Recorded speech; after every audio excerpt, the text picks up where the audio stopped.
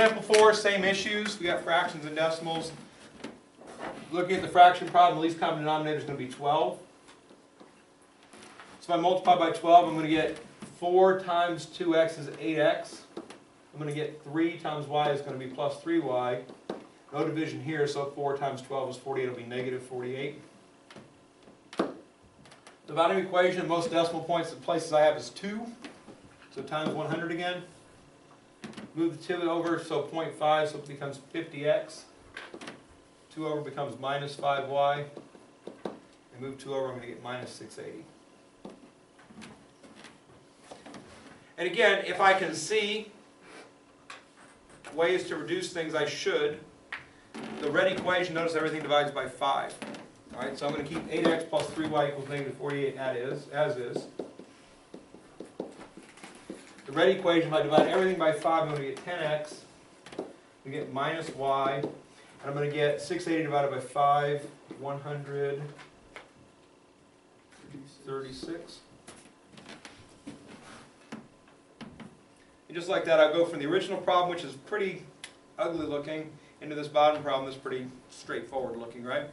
Again, sometimes the numbers here got a little big on us, so maybe we don't want to do that shortcut on this one.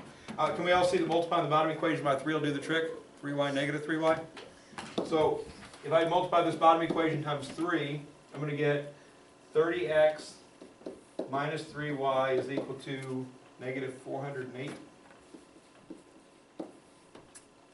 You want to check that calculation over real quick, make sure it's right. 136 times 3.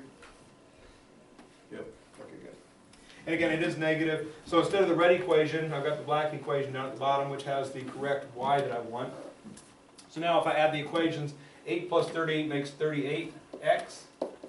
Positive and negative 3y cancel. Negative 48, negative 408 makes negative 456. So we simply divide both sides by 38. We're going to get negative 12, I believe. Yep. Is that what you guys got? Sure. All right.